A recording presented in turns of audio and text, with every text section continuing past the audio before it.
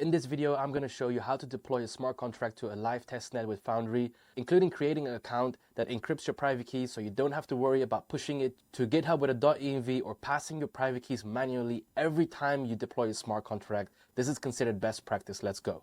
Head over to your PC terminal and open your code editor. Open the terminal inside your code editor and run forge init to create a new project. Go to script, source, test, and delete all the files we don't need. Inside source, create a file for your smart contract. Save it, open your terminal, run forge build to compile the contract. Awesome. Next, what we're going to do is create an account with our private keys and encrypt it. Run cast wallet import, and then account name -- interactive. Now I've already done this, so over here you can see that the account already exists, but you will be prompted to pass your private keys and to choose a password. Go ahead and do this. To check if you did it properly, type cast wallet list, and over here you should be able to see your account. After you've done this, make sure you run history-c to make sure that any history in your terminal is deleted. Make sure to delete your bash or zsh terminal history file too. Now that we have an account with our private keys encrypted, we can use it to deploy a smart contract. Go ahead, type forge create name of your smart contract, next -- rpc URL. I'm gonna go ahead and deploy to scroll Sepolia, layer 2 zk rollup testnet. I can go to chainlist.org, type in scroll, click include testnet, drop down, and over here you have a bunch of RPC URLs that are available. I'm gonna go ahead and take this one, paste it here. Next, I'm gonna go ahead and type -- account, my account name, and hit enter. I'm prompted for my password, so I'm gonna go ahead and enter my password, and also my contract is deployed. Let's go ahead and check it out on the scroll scan just to make sure that this actually happened. I can go to Sepolia scroll scan.dev, paste my transaction hash, look it up, and over here you can see 21 seconds ago